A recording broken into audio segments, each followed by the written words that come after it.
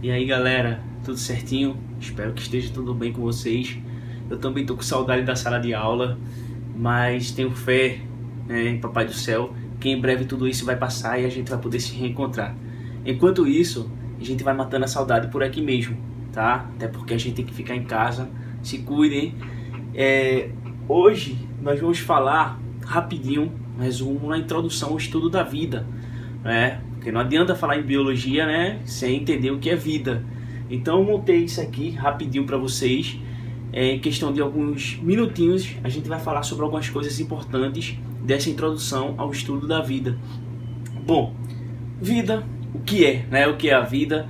Na verdade, a ciência, né, como eu sempre já falei para vocês, a ciência ela não diz exatamente o que é vida. Se eu perguntasse a cada um de vocês, eu pedisse a cada um de vocês para escreverem, né, que vocês escrevessem em seus cadernos o conceito de vida, eu teria várias respostas diferentes, porque cada um vai definir vida do seu modo, da sua maneira. Então, na verdade, a ciência ela não tem um conceito exato do que é vida, né? Tem alguns que dizem, vida é o intervalo de tempo entre o nascimento e a morte, né? Mas para outros, vida significa um pouco mais ou algo mais. Tem até um conceito romântico, filosófico, a vida para mim é o meu amor. Não é quem nunca. Mas quero que vocês entendam que o conceito de vida, basicamente, ele é muito amplo.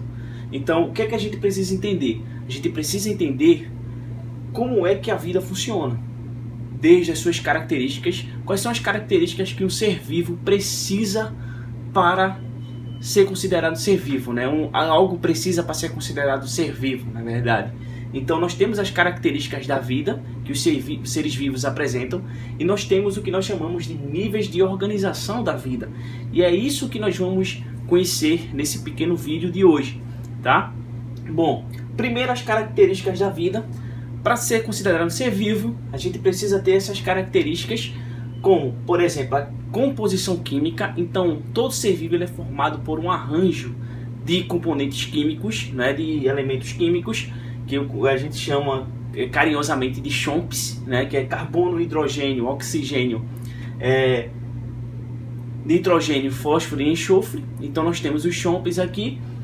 Além disso, todos os seres vivos, né, pelo menos a grande maioria dos seres vivos, são formados por células. Então a teoria celular diz que todo ser vivo ele é formado por célula, é uma característica da vida.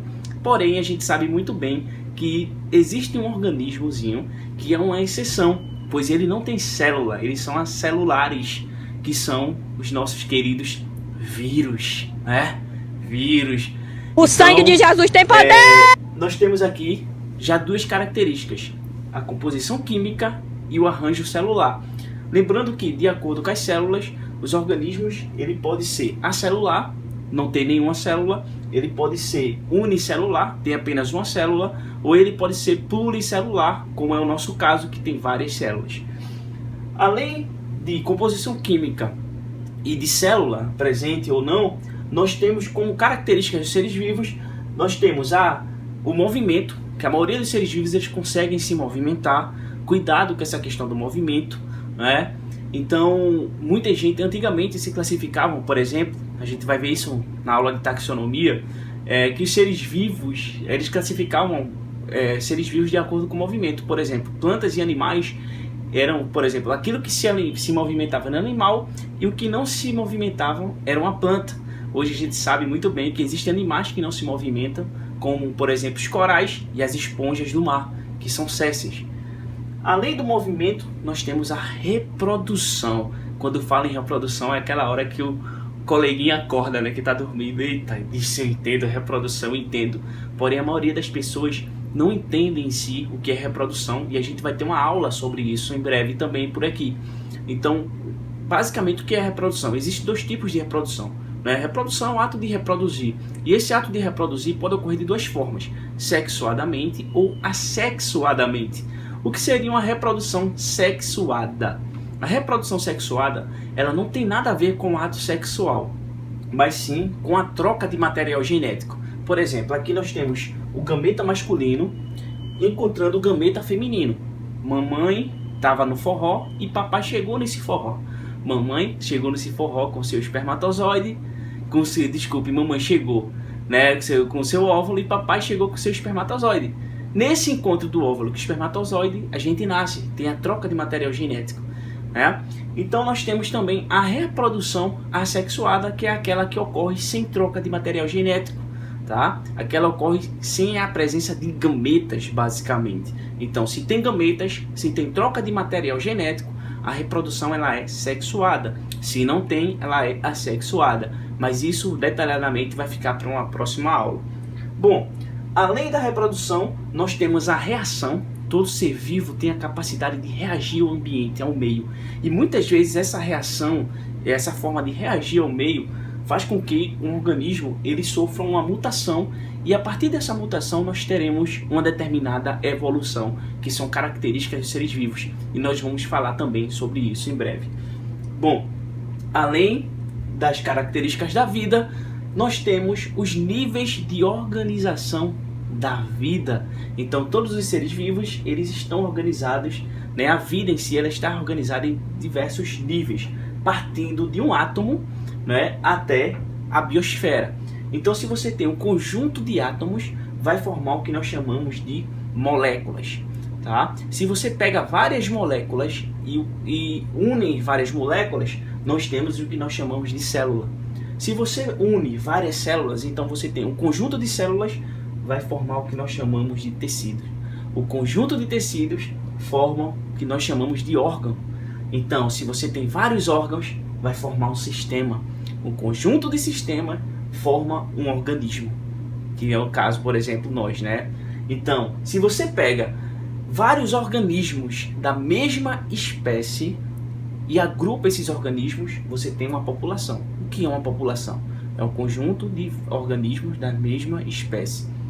Se você tem várias populações diferentes, né, que é o mais comum na natureza, você não vai encontrar um determinado organismo isolado. É impossível viver sozinho a nível ecológico. Então, se você tem várias, né, populações diferentes, você tem uma população de ser humano, uma população de plantas, você tem uma população de pássaros, de bactérias, de vírus. Então, se você tem várias populações, um conjunto de várias populações, nós temos o que nós chamamos de comunidade biológica. Uma comunidade biológica, se você pegar várias comunidades, vários seres vivos vivendo em determinado ambiente, né, em determinado local, interagindo com os fatores físicos, então vejam bem, a interação de todos os seres vivos de um local com os fatores físicos, os fatores abióticos, né, como a água, o vento, a luz. Então essa união dos fatores bióticos e abióticos formam o que nós chamamos de ecossistemas. E o conjunto total de vários ecossistemas, você tem o que nós chamamos de biosfera, que é a camada de vida do planeta. Então, para compreender biologia, nada melhor do que começar com isso, entendendo o que é vida. Então, esse vídeo curto é a nossa introdução para o que está por vir por aí, o que vem por aí. Então nós temos em breve várias e várias aulas, mas começando a partir daqui, tá? Com essa introdução ao estudo da vida, beleza? Espero que vocês tenham gostado. Em breve vocês terão mais vídeos. Um beijo a todos e não esqueçam, fiquem em casa. A gente vai se encontrar em breve. Valeu, tchau, tchau. Até a próxima.